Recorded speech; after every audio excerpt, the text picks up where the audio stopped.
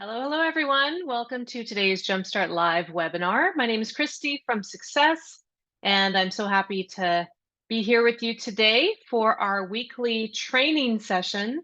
And today we are going to be looking at what's new with Facebook ads, Google ads, and of course, they're always changing things in their interface.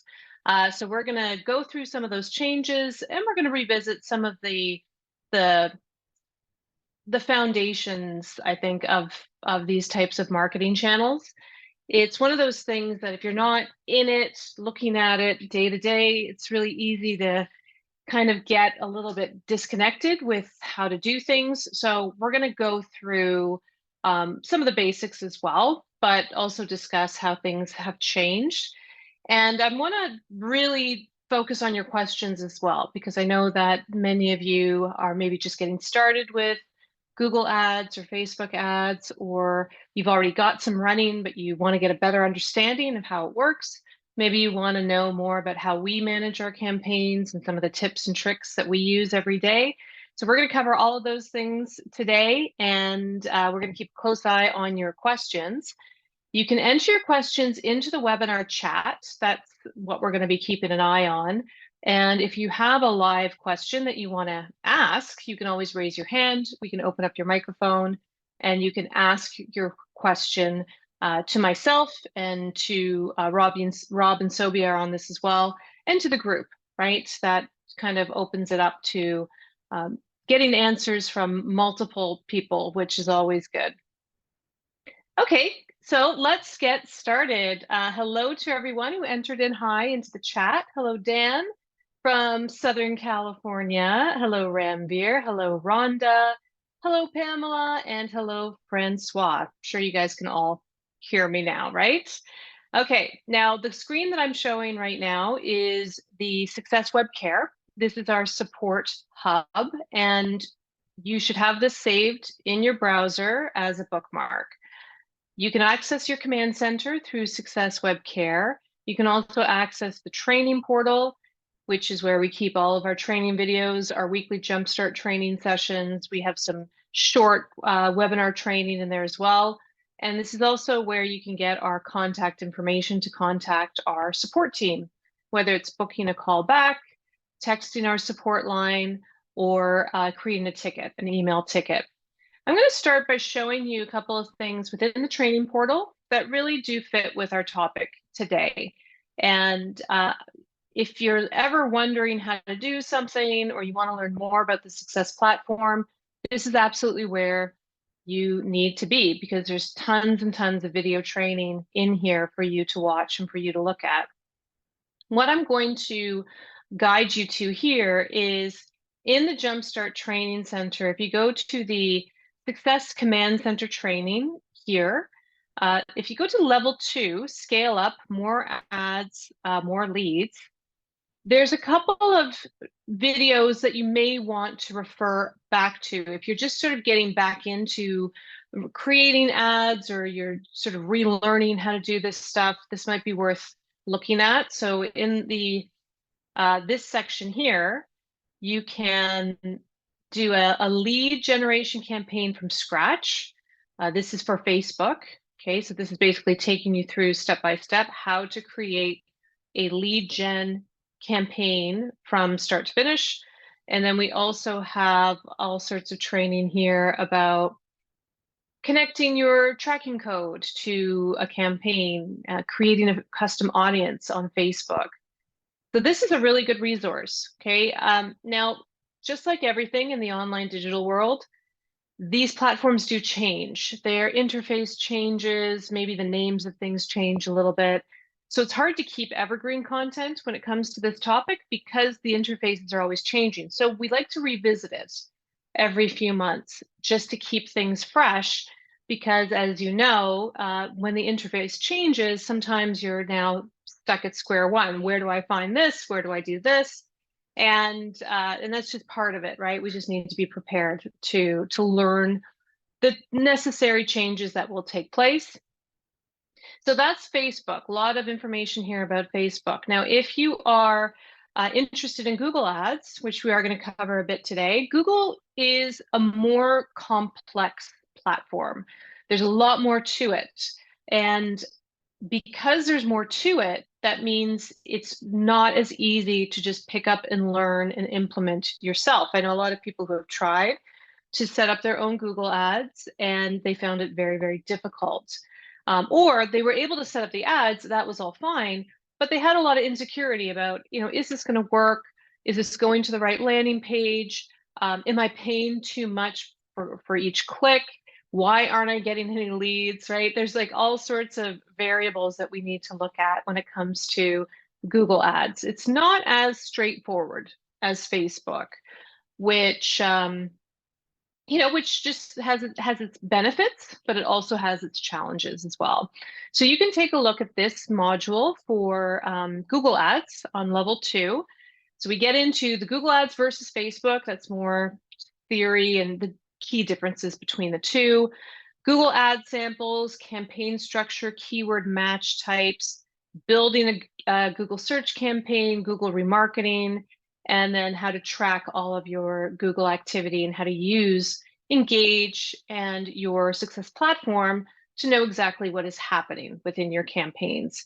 So there's a lot of really good information here. We're going to go through a lot of it today as well. Just wanted to make sure you were all aware that all this is here for you to learn, to view, to share with your VA or with somebody who's working with you. We know we're more than happy to share that content with people that are going to be helping you out with this. And let's get started. Okay, so that's where you can find that information. Now I'm going to start with the Success platform, the dashboard, because that is where all of these leads are going to be coming in. And I'm going to show you some examples of what these leads look like when they come into the platform, what you can expect. So we are looking at a live account here. This is the client's account. And I'm using this because I know there's a lot of leads coming in from both Google and Facebook. So I figured it would be a good example. A lot of this information is blocked out because it's a live account. We just have to make sure that we are not displaying contact information, notes, private information there. So that's why you see some of this information is blocked out. But what I want you to all pay attention to are the TMS codes, the tracking codes. As a digital marketer, you're always asking yourself, where did this lead come from? What is the campaign that brought this lead into my CRM? It's really, really important information. If you don't know the answer to that, that is the first problem you need to address. You have to know exactly where those leads are coming from. If you're one of these businesses that just has a flood of traffic coming to your site and people signing up for things, and that's just the way that your site operates, great. I don't know very many businesses that operate that way, to be honest. So I can't think of many examples where you wouldn't want to know the exact source of each lead. So that is number one, okay? You have to know where your leads are coming from. So let's take a look at some of these TMS codes, and I'll explain what each one means. Now, this one is starting with a G, okay? G means Google in our system. And then we have, so what we usually have is we have this prefix, which is G or FB, or maybe it's something else. We'll take a look at different examples. But again, this is telling me this lead has come in from Google. And it's also telling me that this lead has come in from a branded remarketing campaign that we're running on Google. So we're running multiple campaigns on Google. Some are specifically for generating leads. Some are more of a display campaign meant to raise awareness, get in front of more people, bring more people back to your website. And that's why we called it a branded remarketing campaign. So I know as the marketer exactly where this lead came from. And that allows me to track back my return on ad spend. You may have heard the term ROAS before. That means return on ad spend. You're spending these dollars, right? There's very few ways to advertise for free. I know that there are some ways, there's Marketplace, maybe you can post stuff on LinkedIn, Maybe you can post things on different message boards, groups, things like that.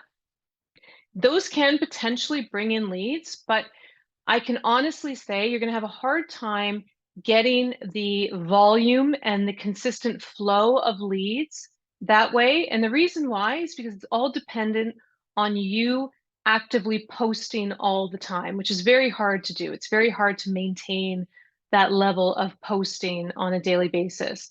You may have a virtual assistant doing it. Like I know that there are some people who have their VA Access Marketplace and they're posting and bringing in messages and things like that. But in my experience, it's not a sustainable way to build your lead generation platform. Okay, so think about what you can implement that is going to bring in a steady, consistent flow of leads. And some of you may want hundreds of leads a month because you've got a team to feed. You've got multiple agents who are going to be following up with these leads, and you need to have volume. Some of you are just solo practitioners here, so you're the ones who are in charge of doing all the follow-up. So you got to think about what can you realistically handle? How many leads per day can you be focusing on? Is it 1? Is it 2? Is it 10? Think about the time that you are realistically going to be spending on the follow-up and how many leads you think that you need to be generating on a daily basis. Keeping that in mind, your cost per lead can range anywhere from, let's say, $10 to $20 per lead. So if you're generating 3 leads a day, 4 leads a day, that's probably $30, $40 a day, maybe, right? So there's always a cost involved in this stuff, and you definitely have to take that into account. All right, so this is a lead from the remarketing campaign. That's great. This next one, also from Google, Halton Home Deals. This is also a Google ad campaign that is offering a hot list of home deals in the Halton Hills region. Okay, so again, I know exactly from that tracking code where this lead is coming from. Here's one that was all obviously created by the client or whoever is managing the CRM, past clients. Okay, someone entered in their past client and they gave it that tracking code. So we know that the source of this lead is not from our ad campaigns that we're running right now. This is a past client that was entered into the system. Now we get into some Facebook leads. When it comes in as FB, that means Facebook. And that could also potentially be Instagram as well. We haven't gotten to the level yet where we can really give separate tracking codes to each type of campaign. I think in order to do that, we would have to have separate forms, and Facebook may have to make some changes to the way that their ad platform works. So right now, even if it came from Instagram, it all shows up as from Facebook. Maybe it should be Meta at this point, because Meta, of course, is the umbrella that Facebook and Instagram sit under. But this ad was for pre-construction properties. So this is a Facebook one. And then this is also Facebook for Kawartha waterfront homes under 800,000. And got a lot of waterfront leads here. This one's a Google ad for Kawartha Lakes waterfront. So as you can see, we have multiple ads going. We're not just running one campaign, we're running multiple campaigns on multiple ad platforms. And what that means is we're just going to have more leads coming into the system. So that is important for you to first understand, okay? Everything has to have a tracking code. We have to know exactly where our leads are coming from, and it does help to have multiple campaigns running, so you've got some diversity there in the types of leads that you're generating. Now, knowing the tracking code, okay, so let's say for Facebook, for instance, what we can now do is we can look at reports that will show us what our results look like on a monthly basis, on a weekly basis, on a yearly basis.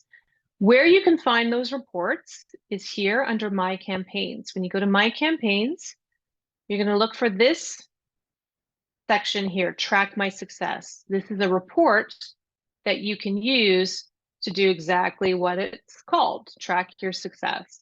So I'm going to show you how to use this report builder.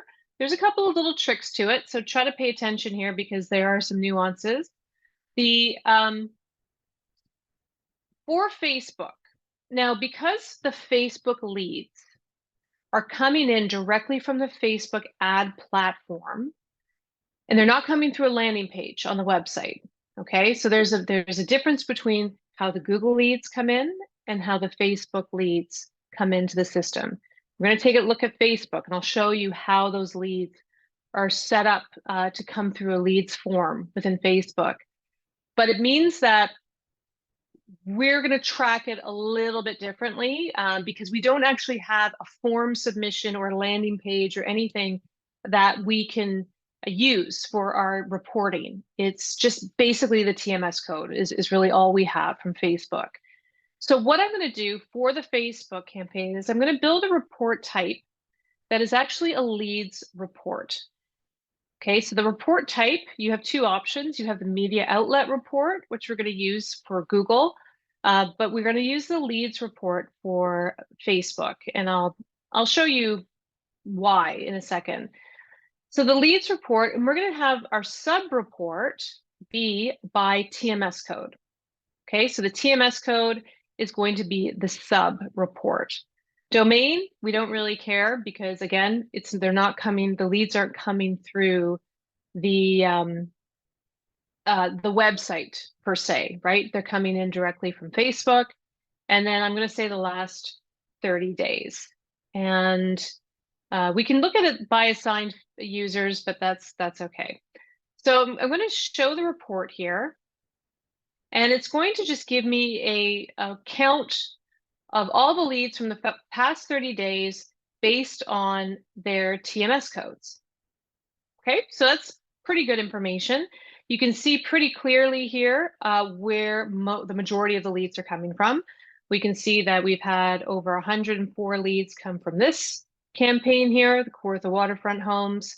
We've had 47 from pre-construction. These are all Facebook ones, and 22 from our first-time buyers and 2 from the move-up. So right away, I can tell that our waterfront ad is outperforming everything else. And the next one would be the pre-construction. So for you, what you should be doing at this point is looking at, okay, I've spent 500 bucks, $400, whatever it is a month on that campaign. I generated this many leads. How many of those leads did I talk to? How many of those leads were qualified, for an appointment? How many appointments did I have? How many were converted, to a buyer or seller? So those are the metrics that you always have to keep in mind, because that's really what you're going to get, where you're going to get the return on your ad spend. But here are the numbers. So at least you know where you're sitting as far as volume goes and number of leads. And then we have our Google campaigns as well, that you can see we've got quite a few different tracking codes that are counting the Google leads. And let me just expand it a bit. Now, you may see some other things here, actually, that I'm going to explain quickly. SEO Direct. Okay, if you ever see SEO Direct in your tracking code, in your TMS code, what that means is this is somebody who came directly to your site by just going to your domain name. Okay, it's not from a tracking URL. They went to your site, they filled out a form, and that is a direct lead. Or it could be through SEO, meaning search engine optimization. They searched for something, they found your website, and they clicked on a link and filled out a form to get more information. So you really shouldn't see, like, the majority of your leads should not be SEO direct. The majority of your leads should be connected to a specific TMS code. If you're seeing all of your leads coming in as SEO direct, what that means is we're not tracking something. You may have a campaign going somewhere and it's just not being tracked properly, right? So got to make sure that we resolve that and make sure that any campaign that you're paying for, we're tracking it. Now I'm going to build another report here to show you some of the Google metrics that we have, because when you get a lead from Google, that is actually someone going to your website, filling out a form, submitting their information, and that gets passed through as a lead. So this report is going to be the media outlet report, and I'm going to choose Google as our media outlet. Actually, I'm going to pick Google PPC here. And then the last 30 days, sometimes we have two media outlets with a similar name, which complicates things a little bit. But this, you'll see, gives us a number of hits, leads, and then conversion rates. So I'm going to just sort this by conversion rate and explain a few things here for you. The number of hits, so those are visits to your website. Those are essentially clicks on the ads. And this is important because you do get charged per click within Google. It's a pay per click structure. So that number of hits is basically you paying for every single visit to your website. It's pay per click. And if you see that this is a large number with very few leads, then that's a problem. So this is important to understand, right? This number represents the hits, people visiting your site. This number represents the leads, the number of people who actually filled out the form, submitted their information. And this number is the conversion rate. So that is how many of those visitors turned into leads, and there's a percentage. Now, just for your own reference, we do like to set a benchmark conversion rate at 7%. We've done that for a long time, and it seems to hold pretty true, although there are certain factors that come into play that can affect that. Like you'll see here that we had, we get a lot of traffic from this remarketing campaign, for instance. And the goal of this remarketing campaign is actually to raise brand awareness and to get traffic to the website. It's not necessarily for generating leads, although we did generate 4 leads from it.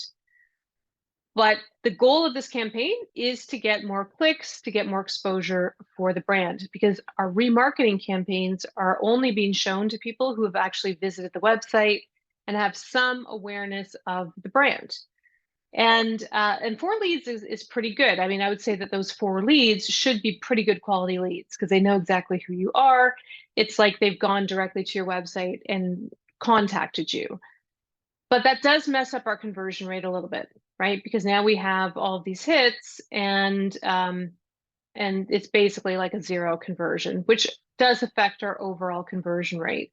So you kind of want to look at the conversion rate for each individual campaign or each tracking code and go from there. Like this one, the Court the Lakes waterfront, I can see that it's only a 6% conversion rate. I'd like to see it closer to 9, but it's not quite there. So we can take a look at that campaign, maybe make changes to the keywords, make changes to the landing page, try to increase that conversion rate. And then we had this one, which we ran for a bit. This was a Google campaign for pre-construction.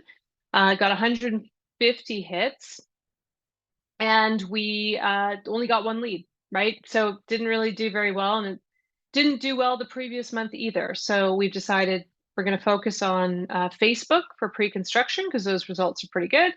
And then we're going to funnel some of that budget into another type of campaign on Google. Okay, I did see a question here from Ranveer. I can't see the screen in my command center.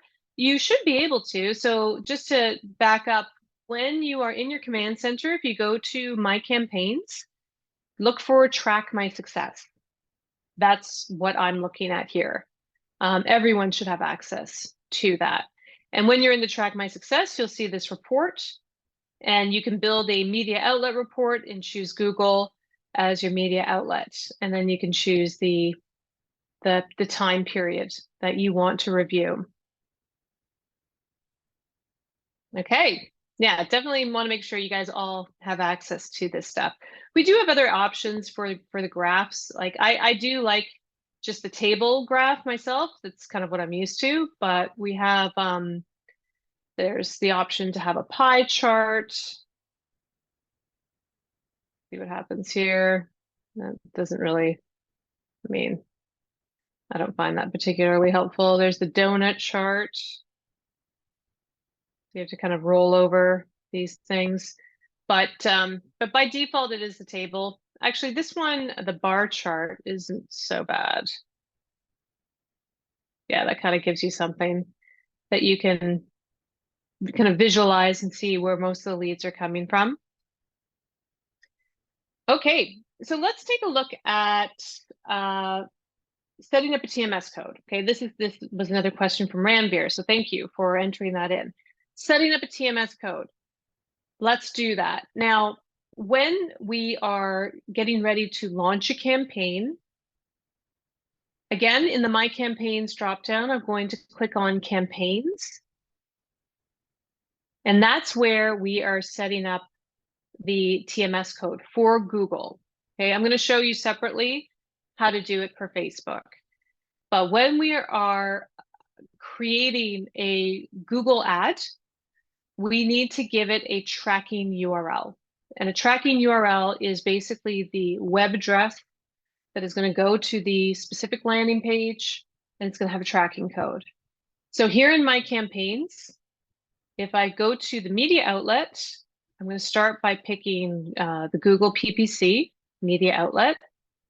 And I'll call this, let's call this, oh, I'll just use VIP Home Finder Program as an example. Source, we'll pick Google. So this is the TMS code. So it does generate one for you automatically. And so we're going to change that up to something different. I'm going to, again, name this something that makes sense to me so I can see it and know exactly where this lead came from. So I've renamed the TMS code. Now keep in mind, you cannot have any special characters or spaces in that code. That's why I'm using this underscore to separate the words, but you can't have exclamation points, ampersand signs, spaces, anything like that in your TMS code. If you just won't be able to save it if you try. So keep it simple. Don't make it too long, but make sure that it's describing where the lead is coming from. The next would be to choose the website that your landing page is on, that you are driving traffic to in Google.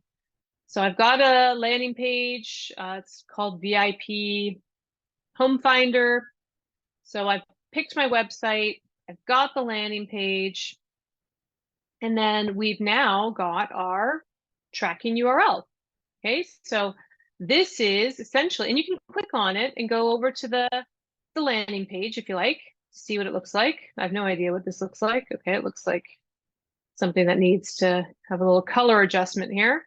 But yeah, make sure you take a look at the landing page, make sure it's the right one, the one that you want to drive traffic to. But it has everything we need. It has all the components that we need to essentially track any hits or leads that come from a click on that URL. And the next things here are pretty important. This is what's going to tell the system what to do when that lead comes in.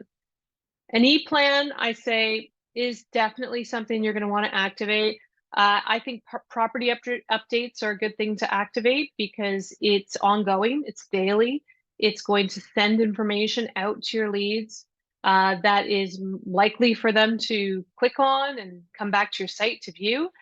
So you will want to have some sort of e-plan going out to them. I recommend property updates, but there's other options there if you want.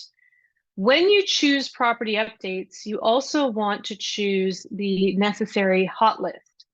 And depending on your campaign, so for instance, if we were running a waterfront campaign, then maybe we would want a waterfront homes hot list going out. This is a pretty generic one, VIP home finder. So maybe we want to keep it more generic and have just homes in Durham region, under a certain price range, or something that is going to give them a good selection of properties that are likely to encourage them to come back to your website to view them. Now, action plan. The action plan is essentially the communication that is going to go out to those leads after they come in. So that could be a text message, could be an email, could be a ringless voicemail. These action plans, we have them all available for you in a library that you can customize and activate. So you have to have that action plan done and ready to go before you connect it to your campaign. But let's assume that that's the case. So we've got, let's do this one for waterfront, for instance, right? This is the action plan that I would want to send out. So maybe in this case, I would be driving traffic to a waterfront landing page instead of this VIP home finder.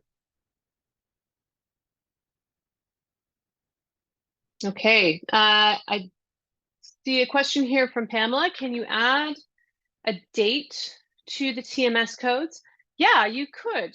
I don't think you can add like slashes to the TMS code, but if you wanted to put a date on it, you could. That would tell you the date that you created the campaign, right?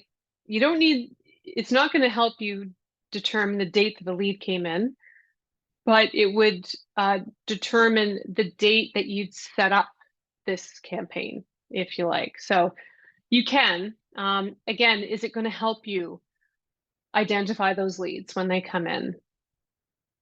So we've got our action plan, we've got our hot list, we've got our e-plan. We want to make sure that the leads get assigned to the appropriate user when they come in. You can have round robin lead assignment. If you have multiple people on your team, we could have the leads assigned to different people, right? It's up to you if you've got the team to do that. But usually you're going to have a primary user, or maybe you've got one or two that's going to get assigned to these leads when they come in, especially for the action plans, right? The action plan, if it's sending out text messages, those text messages have to be coming from a number that is assigned to one of your users. That's why we need that primary user when we are activating the campaign. So in this case, it's going to be this user. We know that they're active, they have a number, and they will get assigned to it. So that's kind of a long explanation of how to set up a tracking URL, but that is the step to setting up tracking URL, but then also setting up the action plans to go out when a lead comes in from that lead source. Now, there's a question from Rhonda. Hey, Rhonda, those home list dropdowns, are they auto-generated by our MLS? They're not. So we generate these hot lists for you when we set up your platform. And I'll show you quick where you can find them so you can see what they look like. But under the My Platform menu here, if you go into your website, you'll see a menu down the left-hand side. And the one that we're looking for here is called Manage Home Lists. So under Manage Home Lists, we have all of our predefined property hot lists. And these are going to come in handy, especially when we are connecting to our Facebook campaigns. A lot of the time when a lead submits their information, we're going to be sending them right to the list of homes that we are advertising. So this is something that we do set up for you as part of the platform setup, but you can go ahead and you can create your own by clicking on this button here, Create Hot List. You can also copy each one and then edit it to change the price, to change the property type. That's sometimes an easier, quicker way to do it.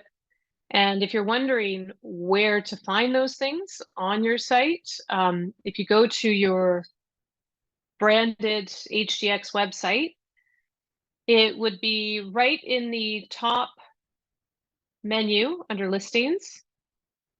So if you go to listings and then power search, in that power search page, you're going to see all of the hot lists that that exist. And some may be in their own groups, some may not be, but this is all customizable. It can all be organized. So this is something that you want to think about when you're creating your campaign. Like, are we going to be able to supply them with that list automatically when they come through?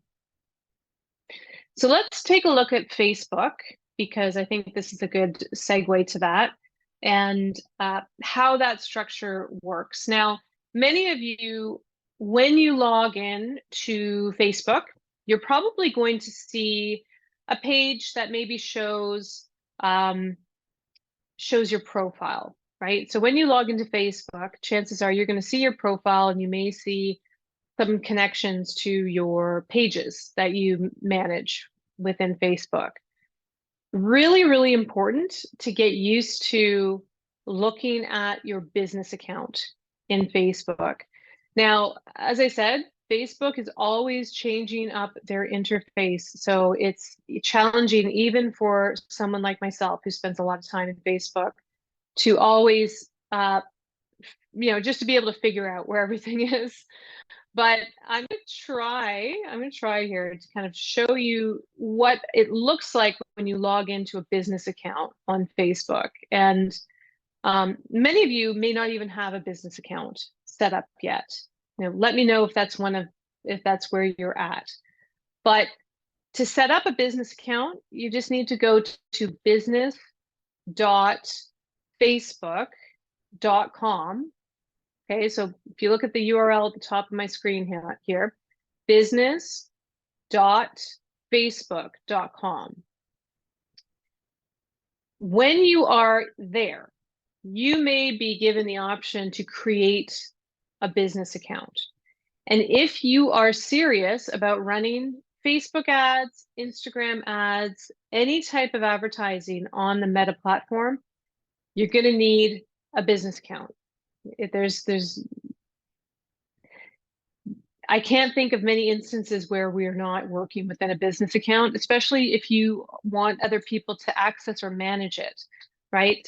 If you're interested in having us run the Facebook ads for you, which we do for many of our clients, we have to be added to your business account, right? That gives us access to the Facebook Ads Manager, gives us access to your pages. We can go in, create the accounts, create the ads for you. So remember that, okay? You need to have a business account on Facebook. That's really the only way to have any reliable source of leads or advertising on Facebook. Now, once you have a business account, you're going to see that you have all of these options here available to you. So people, these are people that you can invite to access your account. As I said, you would invite Success Real Estate Marketing. We would have control to run things for you. Partners, system users, probably don't have to worry so much about that. And then under the account assets pages, now, how many of you have multiple Facebook pages that you've created for different things? Let me know in the chat. Okay, Diane, yes, has multiple pages. I don't know many real estate agents right now that don't have multiple pages. It seems like at one point everyone was snatching up these pages like they were domain names, right? So that's not unusual, and it's another good reason to have a business account, because you want to have all of your pages access in one area, right? So they're all managed in one place. So that's what I like to see when I go into somebody's Facebook Business Manager or Meta business account. I want to see that all your pages are there, and then each one can have its own settings as far as people who have access to it. Chances are you probably have you should have a branded business page for sure. Most of you do at this point. And then you may have a less branded business page. But I would say that those two You definitely need a branded one. So make sure you've got one set up for your business. And then having something that's a little more less branded, sure, that's fine. But I've run a lot of ads, even less branded ads, that are connected to branded business pages. And I have not seen a huge difference in the lead numbers. So that may be a good reason to just have one business page. But I like to simplify things. If you've got multiples, that's fine. We can always work with that. So that's the pages here. Now, the next option down are ad accounts. One of the big problems and the big challenges that I encounter as an account manager, somebody who's managing accounts, is I will often log into your account, and I will see that there are multiple businesses set up, multiple profiles, multiple ad accounts. It's almost like maybe you forgot how to access one and another one was set up, or you got locked out of one and another one was set up. That happens a lot. So you'll want to have all of your ad accounts also under the same business, because it's just going to make things much, much easier to manage. Now, this one that we're looking at, right, there are two ad accounts. And they're both fine. If there's ever an issue with an ad account, it will say that it's disabled up here. That was a big, big problem a few years ago. Like, Facebook was disabling ads left, right, and center, disabling accounts, especially real estate. It was a real problem. And you may have encountered that, many years ago, and that may have completely turned you off of Facebook advertising. And I get it. I can tell you right now, and I'll knock on wood a little bit, but it's not as much of a problem anymore. Facebook seems to have gotten their act together, and they're not just shutting down accounts for whatever reason. It was happening a lot. So if that's the case, if you do have an account that is disabled and you're not sure how to get around that, the only way to get around it, or one of your options, would be possibly to add or create a new ad account. Now, if you're in here and you don't see your ad account, you can request access to it. You can add one. There are a few options here, and sometimes that's what we do when we're onboarding our management clients. We'll help you through this through a screen share. But you can create multiple ad accounts. You could go ahead and do that here. Now that we've got access to these ad accounts, okay, and I'll just briefly explain. There are other options here down the left-hand side, and many of them you're not going to use at all. Some of them you may have to, but the ones that you're probably going to be spending the most time in are the ad accounts and the ads manager. So when you are on your ad account that you want to work in, you'll see that there's a button here on the top right, Open an Ads Manager. And that's going to bring us into the account that we are going to be launching our campaigns from. So again, make a note of that. From the Business Manager, we're now going into the Ads Manager.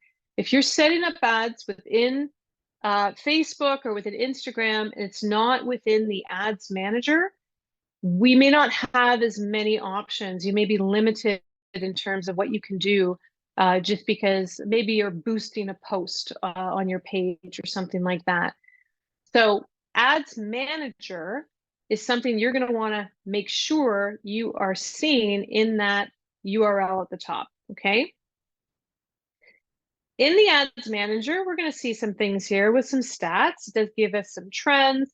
This is essentially the overview page that is likely going to be the first thing that you see.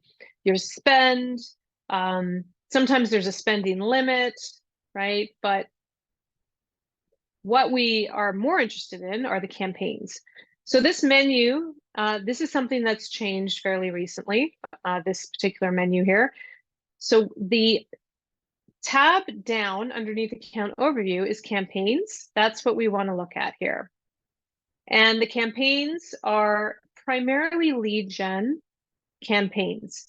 So I'm going to quickly show you, most importantly, how you can define your TMS code, your tracking code, within your lead gen campaign. And it is set up through a specific type of campaign. So when you're creating campaigns within Facebook, you have the option of choosing an objective. And when you choose leads as your objective, okay, if I check this off, you'll see that we have the option for instant forms, messenger messages, and calls. But it's the instant forms that really do generate the majority of the leads for us. So that's first, right? Make sure we've got the right objective. Now, with that understanding that we're using the lead forms, I'll just quickly explain each level of the campaign so you understand what each level does. And then I'll show you where the lead forms are and where the names of the forms are. So this is the ad set. Now in an ad set, okay, like there are 3 levels to the Facebook campaign. There's the campaign level, there's the ad set level, and then there's the ad level. So you can think of it as a tree where you've got your campaign as the trunk, and then you've got your ad groups as maybe 2 branches, and then all of your ads can have multiple branches coming out from those 2, because you can have multiple ads within an ad group. You can have multiple ad groups within the campaign. But in the ad group level, or at the ad set, I should say, that's where we're going to set some really important targeting settings, which you just really want to make sure are exactly how you want them to be. So daily budget, of course, we got to have our daily budget in there. Make sure you're paying in the right currency. I've seen this before where an ad account gets set up, and if you're in Canada and you're getting billed in US dollars, that's not a good thing. You don't want that, right? So make sure it's the right currency on your budget. You can give it a start date and an end date. So if you want that campaign to end on a certain day, you can do that. And then we have our audience. So this is really what I want to focus on, custom audience. The audience that you set within Facebook is going to use a couple of things. Now, keep in mind, we are running real estate campaigns. That means we have to choose a very specific ad category within Facebook that is called the housing category. And within that category, we are we're a little bit limited in terms of our targeting. So we can't actually change our minimum and maximum age. And we there's some of the detailed targeting options that we can't use. And I don't think we can use zip codes or postal codes in our targeting, but we can definitely choose a location. So in this case, I've put a 32-mile radius around a town in here in Ontario. It's called Pickering. So when I click on that, it's going to open up this map and I can kind of zoom in and take a look. Now you can drop a pin on the map, and you could, I mean, I could open this up if I wanted to drop a pin actually on Kawartha Lakes and target that area. I could do that, right? It's going to drop that pin there. If I want to expand this radius, I can do that as well. So I can just open this up, maybe make it a bit bigger. Okay, so now I'm targeting a larger area, and that will also reflect here in our audience definition. So we've got our estimated audience size here as well. It's a pretty big audience, right? And so that's basically how you would set up the targeting. Now, as far as the ads go, when I go to the ad itself here, and looks like I'm selecting multiple. I'm going to just try to select one. This is where you set up the description, the photo, and also the headline. So this is where all the creative stuff goes.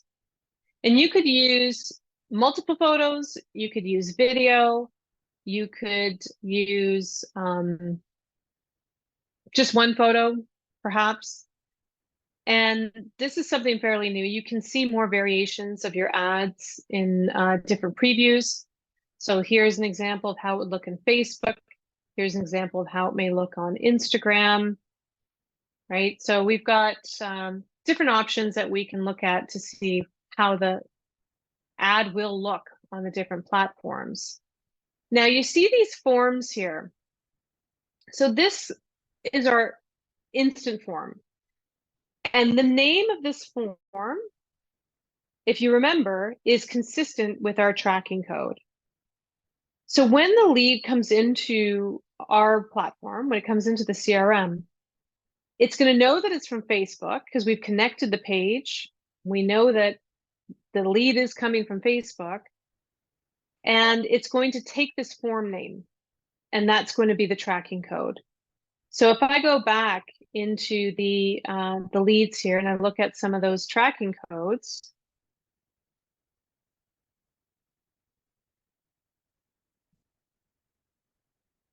one of them you'll see is FB underscore Kawartha dash waterfront dash homes under dash 800K, right? This is the, so basically what we did is we took the name of the form, which is this, and then we added this to it. Okay, so FB underscore and then this. So when we were setting up our campaign within the CRM, knowing that, if I go into campaigns here, and then I, instead of advanced campaign, I pick new campaign, it wants me to give it a TMS code. So I know that this campaign is part of Facebook. I can give it a title. This doesn't have to, it can have spaces. This is more just for internal labeling purposes.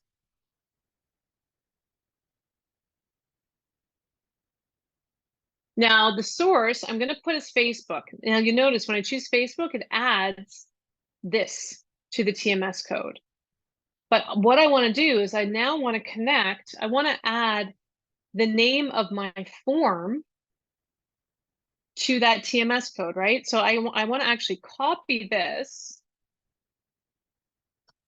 and then plug it in here, or paste it in, I should say, because this is exactly what that lead is going to come in as a TMS code. So now that I've got this here, I can say, okay, when the lead comes in, I'm going to assign the property updates.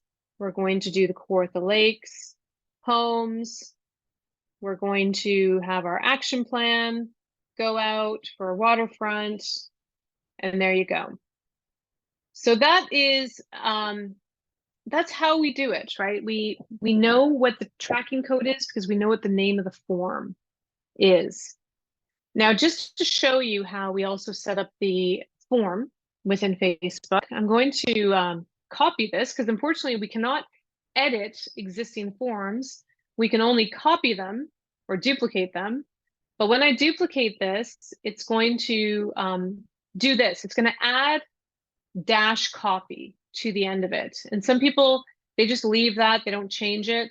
If I were you, I would change it, but keep in mind, you can't have two forms with the exact same name. Maybe this would be a good instance where we could use Pamela's idea of putting a date in there, perhaps. Now, there are certain sections of this form, like you can see on the right-hand side, we have an area where they put in their contact information, right? And then we have the next step, which is the privacy policy. And I'll show you where we enter in that privacy policy to make sure that it's all consistent with your website. And then the next step is to say, thank you, you're all set. And then there's this blue button to visit website. Okay, so that's where we want to send them to see the hot list of homes, the waterfront homes. So here on the form, when I go into intro, You can use the image from your ad, or you can upload a new image. I always just use the image from the ad. I don't see any reason to change that, but there may be a reason to change it. You can have a greeting as well, or you can just keep the default. Now, you do need to have something there to explain why they're entering in their information or why you're asking for their information. And in that case, we have this. We'll use your information to provide the free hot list homes. Questions are optional. You can add a question. I find that the more questions you ask, the less likely it is people are going to fill out the form, but you can add that. Now, as far as the pre-filled options, you can have full name, email, phone number. These are kind of the basics. I like to, instead of having full name, actually go with first and last name instead. I find that makes it a little bit easier when the lead data is coming into the CRM. But anyhow, that's the full name will also work. Privacy policy, this is where we ask them to view our privacy policy, which essentially covers everyone, covers everyone's bases, where people can't complain that that their privacy is being violated. So got to have that privacy policy. If you have a success website, that's going to be your domain name /privacy. That's where people can find your privacy policy. And then the last stage is for the message for leads. So I mentioned how this button here is going to click view website, and it's going to go directly to that hot list. So that's what we want to do. And that's where this link is going. So when people click on that button, they're going to go right over to this landing page. And that's going to show them the waterfront homes. That looks like is showing more than homes under 800,000. So I have to look at that because that's not showing the right thing. This is why you always check things, right? Yeah, I got to check that out. That URL needs to be updated. But what it should be going to is this page where, unless there's something going on with the data here, let me see. So if I go to Kawartha Lakes waterfront homes under 900,000, that's not showing it.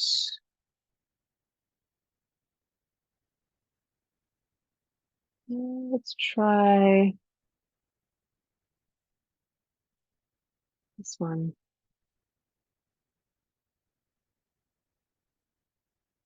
Okay, so here we have some waterfront homes. And then if I refine this search, instead of 2 million, I say 800,000. I mean, it is possible that there just aren't any properties under 800. Yeah, so this is definitely looking more of what I would want to show. So maybe in that case, I would update the URL to go directly here. But this is why we double check these things, make sure that we are sending people to the right thing. And in that case, what I would do is I would take a look at that particular URL. I would take a look at that hot list. I would take a look at those settings and see if there's something that needs to be adjusted there. So in that case, under platform, if I go into the HDX settings here, under manage hot lists, and I look at my, well, it looks like there's not even a link here for properties under 800,000, so that may be the problem. So let me go in and copy this one.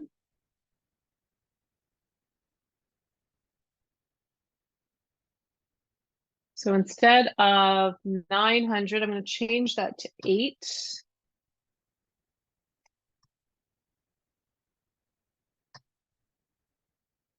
Change the price. Okay. And this is where we could kind of go through all these settings and choose, waterfront properties. But if I hit save and close and then publish,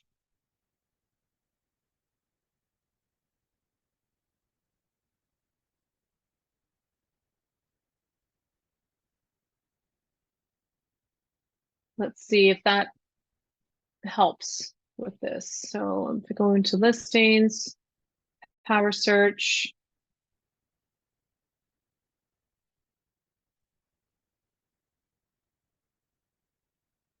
Let's see, homes under 8.